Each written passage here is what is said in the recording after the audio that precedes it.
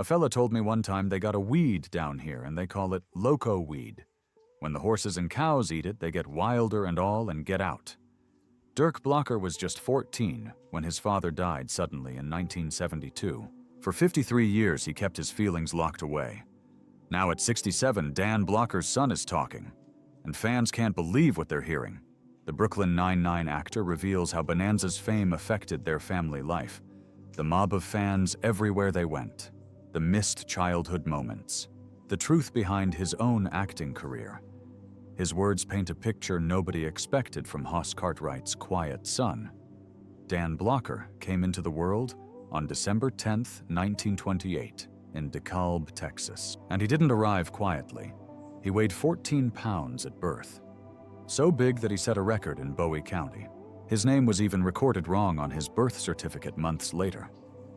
Instead of Bobby Dan Davis Blocker, the doctor wrote Bobby Dawn. His mother, Mary, surely endured one of the most painful births in town history. And his father, Shaq, had no idea that this massive baby would one day be a giant on American TV. People didn't forget that birth. For years, locals talked about how no one else had broken that 14-pound record, until very recently. When Dan was 6, the family moved to O'Donnell, a small farming town in West Texas. They were grieving, just a year before Dan's older sister, Virginia, had died of pneumonia at age 11. Dan was 5 when it happened. The loss hit the family hard, but life had to move on. Shaq opened a grocery store, and they lived in the back of it. Dan played behind the warehouse, and by 5th grade, he was bagging groceries and hauling 40-pound cattle feed sacks for customers. The town had about 3,000 people back then. 2 lumber yards, 2 drugstores, and 2 doctors. Dan was part of that world, not just as the shopkeeper's kid, but as someone everyone knew. His size made him unforgettable, but his hard work made people respect him. Dan didn't just grow tall, he grew fast.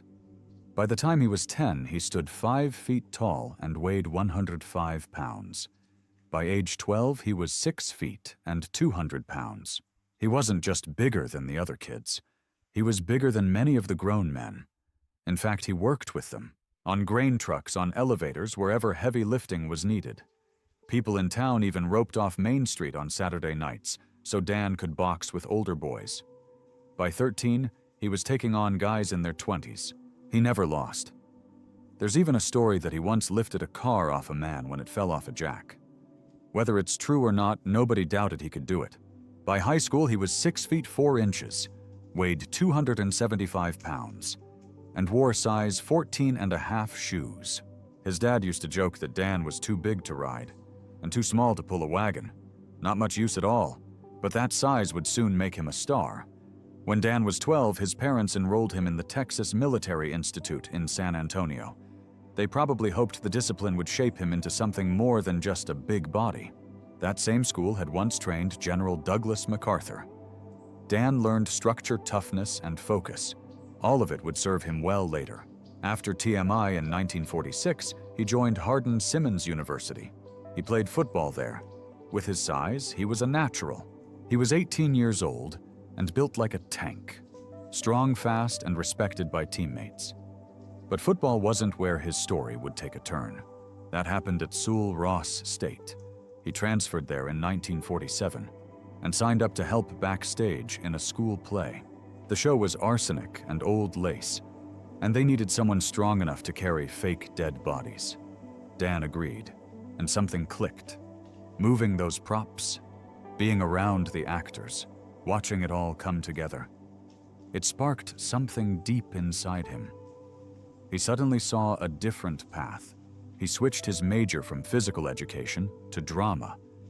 Just like that, the football player became an actor. At Sul Ross, Dan kept playing football, but theater became his world. He worked odd jobs.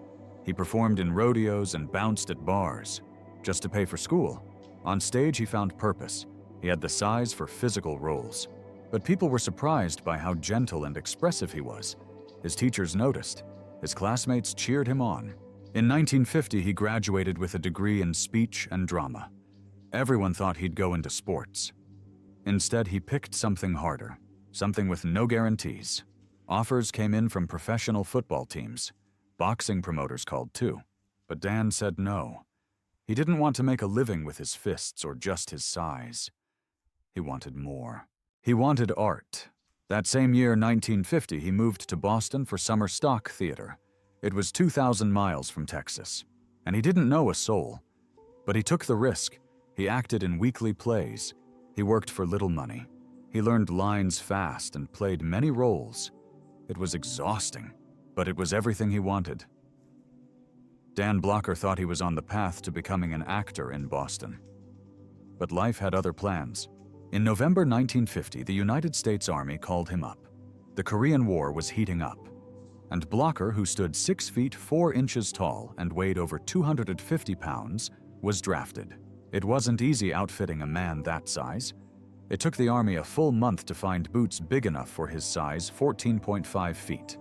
After basic training in Louisiana, Blocker was sent to Japan, then straight to the front lines of Korea in December 1951. He joined F Company 2nd Battalion, 179th Infantry Regiment of the 45th Division. The soldiers there gave him a nickname right away, the Big Un. Combat came fast. His unit was dropped into freezing trenches along the Jamestown line, where snow, mud, and bullets filled the days. Blocker arrived as a private, but he didn't stay there long. His leadership stood out, and he was soon promoted to corporal, then sergeant, then master sergeant. All of it happened quickly. He didn't just follow orders, he led. In total, Blocker spent 209 days in active combat. Christmas Eve 1951 brought one of his worst memories. Blocker and his squad got pinned down on Hill 255 for 10 hours. It was dark, freezing, and deadly. On May 25, 1952, things got even bloodier. While defending Hill 200, 6 Americans died and 21 were wounded. But the unit also managed to take out 132 enemy soldiers. Blocker fought through ambushes and mortar blasts, and during one brutal battle he was shot while trying to rescue his wounded friends.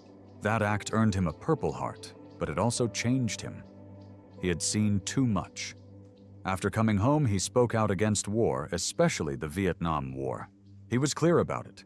He didn't want American bombs dropped on innocent people, not after what he had lived through. Still, the war showed something else about Blocker. He could lead under pressure. He helped plan and guide dangerous patrols in places like Porkchop Hill and Old Baldy. One time his squad walked right into an ambush. They were outnumbered and deep in enemy land. But instead of retreating, Blocker stayed calm and led the fight back. His huge frame helped him carry the wounded to safety, but it also made him a big target. Still, he never backed down. By the time his unit was rotated out in July 1952, he had earned a long list of honors: Combat Infantryman Badge, Korean Service Medal, with 2 campaign stars, the Korean Presidential Unit Citation, and more. On September 24, 1952, his Army service ended. 2 days later, he married Dolphia Lee Parker, the woman he'd loved through the war. He had written her letters from Korea, and now they were finally together for good. They held a small ceremony in Carlsbad, New Mexico. That same week, Blocker went back to school at Sewell Ross State Teachers College. He picked up right where he left off and earned his master's degree in drama. Acting was still the dream, but bills had to be paid. So he started teaching high school English and drama in Sonora, Texas. His students remembered how his deep voice echoed through the halls, especially when he read Shakespeare. After spending a year teaching in Sonora, Dan Blocker moved to Carlsbad, New Mexico. There he became a 6th grade teacher and also coached at Eddy Elementary School. Even while teaching, he never gave up on his love for acting. He used his classroom as a stage and kept his passion for drama alive. Then something unexpected happened. During a summer vacation, Blocker and his family took a trip from Sonora to Hollywood. It wasn't meant to be a job hunt. They were just on holiday. But fate had other plans. While Blocker was making a call at a phone booth wearing full cowboy gear, heeled boots, a flashy shirt, and a huge straw hat, a talent agent noticed him. Blocker stood 6 feet 4 inches tall and looked like he had stepped out of a Western movie. The agent didn't need a script or audition, just one look, and he knew Blocker was made for television. Meanwhile, Blocker's wife and kids waited in their station wagon, completely unaware that their lives were about to change forever. It was the perfect setup. Hollywood in the late 1950s was full of cowboy shows, and Blocker looked like the real deal. His Texas roots, his size, and that rugged charm, it was exactly what producers were looking for. That random moment on the sidewalk turned into the beginning of something huge. But Blocker didn't move to California to become a star. In 1956, he moved to Los Angeles to earn a PhD in education from UCLA. He was serious about academics. While studying, he worked as a substitute teacher in Glendale schools to support his family. He had 4 kids, twin daughters Deborah Lee and Dana Lynn, born in 1953, followed by David in 1955 and Dirk in 1957. Life was busy. He was juggling classes work and fatherhood, but he managed to keep everything in balance. Dan Blocker didn't start out as a star. In 1957, he played a monster called the Goon in a Three Stooges short film called Outer Space Jitters. It was a goofy sci-fi comedy where he was credited as Don Blocker, not even by his real name. He was 6'4", weighed over 300 pounds, and wore a full alien costume. The movie was only 17 minutes long and shot in just 2 days. But it showed how early Blocker was already using his size to grab attention even in something as silly as a Stooges skit. A year before that, in 1956, he showed up in The Sheriff of Cochise playing a bartender. That was his television debut. He didn't stick to one role for long. In 1956, he appeared in Gunsmoke as a cavalry lieutenant. 2 years later, he came back to the same show in another role. By then, he had also appeared in Have Gun Will Travel and Colt 45.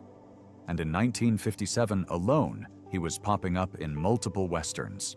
He was in The Rifleman Cheyenne and more, always playing tough men, outlaws, or enforcers. These parts weren't glamorous, but they got him noticed.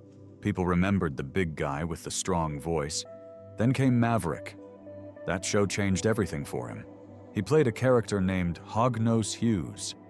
Blocker later said it was the most important role of his early career. It was a Western, but Maverick wasn't like the others. It had humor, it was clever, and Blocker fit in perfectly. He wasn't just big, he was funny too. That's when casting directors and producers saw that he could mix charm with strength. The balance between comedy and drama would later define the character of Hoss Cartwright. But that discovery began with Hognose Hughes.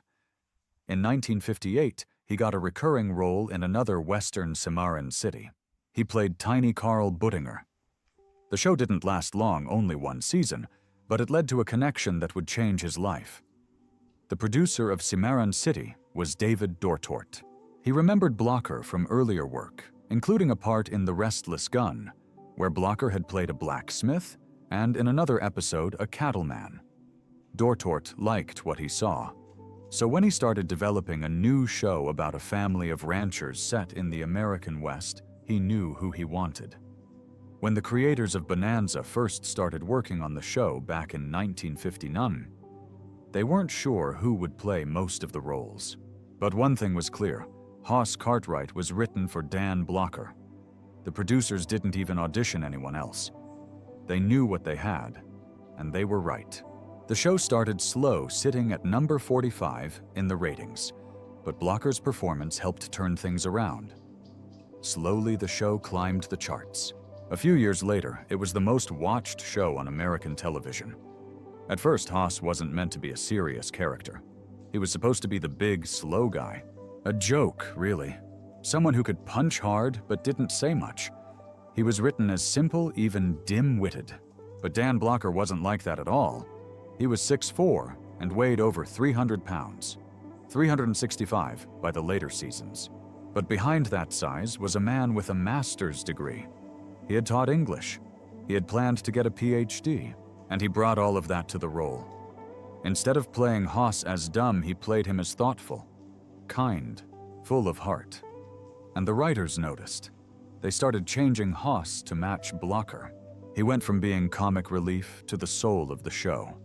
By the third season, when Bonanza hit number 2 in the ratings, people had fallen in love with Haas. He was more than muscle. He was the one with the moral compass, the one who reminded viewers what the Cartwrights were really fighting for. But behind the scenes, the show was brutal. Unlike modern TV shows that shoot 10 or 12 episodes, Bonanza was pumping out more than 30 episodes every year. That meant 5 days a week, 14 hours a day, almost non-stop. Dan Blocker had to show up at 7 in the morning and wouldn't leave until 9 at night. The heat, the costumes, the writing, the stunts, it was a lot, especially for a man his size. Sometimes he would pass out from the heat. But he kept going. He once said he saw his TV family more than his real wife and 4 kids. And by the time 1972 rolled around, he had filmed 415 episodes. That kind of schedule would break most actors today. And what makes Blocker's story even more bittersweet is what he gave up. Long before Bonanza, he had big plans. Not for fame, but for a future in education.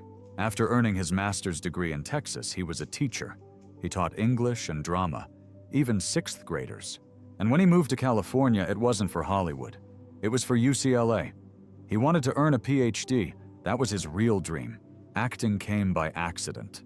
Someone spotted him wearing a cowboy outfit and pulled him into the industry. And even after being cast in Bonanza, he didn't give up on school right away. In early interviews, he talked about juggling filming and classes. But eventually, it became impossible. Memorizing scripts, shooting all day, doing interviews, it consumed everything. By 1961, he put his studies on hold. And he never got the chance to go back. He later said not finishing his PhD was his biggest regret. Still, what he gave to television can't be ignored. Haas wasn't just a cowboy with a big heart. He was a character who made people feel something real. By the mid-60s, studies showed viewers saw Haas as the emotional core of Bonanza. Blocker once said he played Haas with one quote in mind: "If there is any kindness we can show, let us do it now, for we will never pass this way again." And he meant it, on and off screen. At the height of the 1960s, one show ruled American television. Bonanza wasn't just popular, it was a national ritual. From 1964 to 1967, it was the #1 show in the country. Every Sunday night at 9 p.m., nearly 19 million households tuned in. That's a 36.3 rating share. In just a few seasons, it had jumped from 45th place to 2nd, and then to the top. For 9 straight years, Bonanza stayed in the top 5. No other show had done that. And it wasn't just America. The Cartwright family reached viewers in nearly 50 countries: Canada, Brazil, France, Thailand, even Saudi Arabia. It wasn't until 1967 that CBS finally found something that could compete: the Smothers Brothers Comedy Hour. Before that, even Judy Garland's show couldn't make a dent. But Blocker wasn't just playing a rancher. He became one in a way. In 1963, while Bonanza was blowing up, he opened a real steakhouse. It was called the Bonanza Sirloin Pit. The first one was in Westport, Connecticut, inside an old Greyhound bus station from 1925. The idea worked. People knew the name. They trusted it. By 1966, 2 brothers Sam and Charles Wiley bought the brand and expanded it fast. Then in 1965, 3 other guys started a similar chain in Indiana. They called it Ponderosa Steakhouse. Both brands kept growing until 1989, when Metro Media bought them. By then, Bonanza had around 600 restaurants. The 2 chains merged in 1997, but stayed under separate names. By 2019, only about 75 locations remained. Still, Blocker had turned TV fame into something real, into a business that people could walk into, sit down, and taste. His movie career kept moving too. In 1963, he was in Come Blow Your Horn with Frank Sinatra. It was a Neil Simon comedy, and it worked. It made $12.7 million and was one of the top movies that year. Then, in 1968, Blocker and Sinatra teamed up again for Lady in Cement. This time it was a crime thriller. Blocker played Rudy Kosterman, a dangerous businessman. The movie had that gritty, jazzy 1960s Miami vibe. Off-screen, there was something else people didn't see.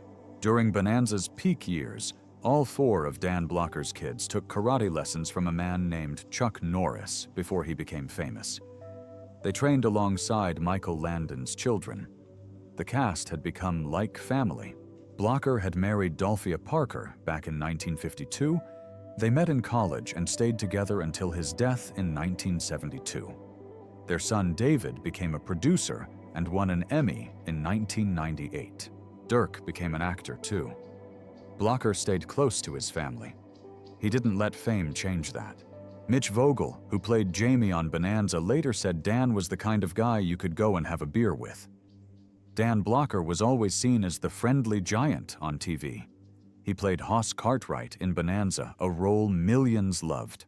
But what people didn't see was how much he was quietly struggling. He stood 6'4" and weighed around 300 pounds. That size gave him a commanding presence on screen. But it also came with health risks. Before his death in May 1972, Dan had already begun showing signs of medical issues. He was having gallbladder problems, but those around him didn't realize how serious it was. Medical experts say that even though gallbladder surgeries today are quick and low risk, even for larger patients, things were very different back then. In 1972, the tools and techniques just weren't as advanced. Some believe that if he had the same surgery just 10 years later, he might have survived. But back then, his size made everything more dangerous. He kept all of it to himself. On screen, he smiled. Off screen, he was fighting a quiet, losing battle. Just 2 months before his death, Dan had landed a new role that could have changed his whole career. Director Robert Altman, who had worked with him before, had picked Dan to play a lead role in The Long Goodbye. It was a tough part. A broken-down alcoholic writer, nothing like the kind-hearted Hoss. It was Dan's chance to show the world he could do more than just play the gentle cowboy. But fate didn't let that happen. After Dan passed away, the role went to Sterling Hayden. He did a great job even improvising lines while actually drunk during filming. But Altman never got over losing Dan. He even thought about canceling the movie altogether. Instead, he kept going and added a tribute in the credits with special remembrance for Dan Blocker. That one line showed how much he meant to the people who worked with him. Dan Blocker died on May 13, 1972. It started as a simple surgery, a routine gallbladder operation.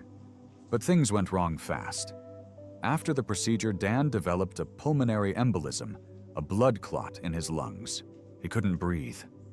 Nurses rushed down the halls. A code blue rang out. Doctors tried everything to save him. But at 4:10 a.m., his heart stopped. He was only 43. His death hit hard. Fans were shocked.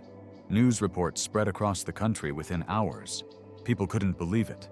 His wife Dolphia was left with 4 children, twin daughters Deborah and Dana, and 2 sons David and Dirk. She also had to face the media storm. His funeral was held just 3 days later, and thousands showed up. Friends, co-stars, strangers, everyone who had loved Hoss. Michael Landon gave a short speech that cut deep. He made us laugh. He made us better. Dan was buried in a small Texas cemetery far from Hollywood, but never forgotten. Bonanza was already in its 13th season when Dan died. The show had been running for over a decade and was still doing well. But when Hoss died, it was like a hole opened in the center of the series. The ratings took a nosedive. People stopped watching. As producer Richard Collins said, just as we personally suffered a loss, so the audience suffered one too. The first episode of season 14 got good numbers, but only because people were curious. After that, viewership dropped by almost 40%. NBC blamed the drop partly on moving the show to Tuesday nights. But the truth was simpler. Fans missed Hoss. They didn't want to watch Bonanza without him. Even Lorne Greene, who played Ben Cartwright, admitted it. He told his wife, "That's it, it's finished," and he was right. NBC canceled the show in November. The last episode aired on January 16, 1973. After 14 seasons and 431 episodes, Bonanza was over. In the middle of O'Donnell, Texas, there's a quiet corner that still holds the memory of a man loved by millions. It's not a big city, and you could miss it if you weren't looking. But there standing tall is a bronze bust of Dan Blocker, the man the world knew as Hoss Cartwright. The memorial was unveiled on July 4, 1973, just 14 months after Dan passed away. He was only 43. The words carved on the plaque say it all. Thanks to film, Hoss, Cartwright will live. But all too seldom does the world get to keep a Dan Blocker. The statue stands on land that used to be an empty lot. Years ago, it was next to his father, Shack Blocker's general store. Dan, known back then as Bobby Dan, used to help out there as a kid. Across the street is the old bank building that now holds the O'Donnell Heritage Museum. It still looks like it did in 1925. On the second floor, there's a whole room dedicated to Dan's life. From the time he was born at a whopping 14 pounds, the biggest baby ever recorded in Bowie County, to his rise as one of America's favorite TV stars, every piece tells a part of his story. And as you drive into O'Donnell on Highway 87, a giant mural of him greets you painted across the side of a barn, like a proud reminder. This town raised a gentle giant. His son, Dennis Dirk Blocker, was born in Los Angeles on July 31, 1957. He was just a kid when he first stepped into the world of show business. He appeared in a car commercial with his dad at only 7 years old. Then everything changed. Dirk lost his father when he was just 14, but he didn't give up. 2 years later, he was already acting on television. His first appearance came in 1974 on Marcus Welby, MD. He was 16. By 19, he landed a regular role in the show Baba Black Sheep. He played First Lieutenant Jerry Bragg from 1976 to 1978. From there, Dirk's career quietly grew. He appeared in Poltergeist in 1982, Starman in 1984, and classic shows like MASH and The X-Files. He even appeared in 2 Bonanza follow-up films, Bonanza: The Return and Bonanza: Under Attack, playing a reporter. But his biggest break came much later. At 56, he joined the cast of Brooklyn Nine-Nine as Detective Hitchcock. From 2013 to 2021, he was in 147 episodes. A whole new generation got to know him not as Hoss's son, but as a brilliant comedy actor in his own right. Now at 66, Dirk has started to share what it was really like growing up as Dan Blocker's son. He remembers how his dad's fame followed them everywhere. Fans would mob them in public. That kind of attention made Dirk want something different. He never chased fame. He chose a quieter path, being a character actor, taking supporting roles, staying out of the spotlight. But even as he stepped back from center stage, he never stepped away from his father's shadow. It was always there, a mix of pride and pressure. He wanted to honor Dan's name, but also prove he could make it on his own. He's spoken about the strange feeling of seeing his father on TV, while also remembering the man who tucked him in at night. Few people grow up like that, watching the world love someone you miss every day. And when Dan died suddenly in 1972, everything changed. Dirk was just a teenager. The loss hit hard and stayed with him, shaping who he became. What stuck with Dirk the most were the values his father lived by. Dan Blocker wasn't just a TV star. He was a decent, humble man. The people on set didn't talk about his acting as much as they talked about how kind he was. He didn't act like a star. He acted like a good man who happened to be on TV. That honesty rubbed off on Dirk. He saw how his father balanced fame and family, how he stayed grounded even while playing one of the most famous roles on television.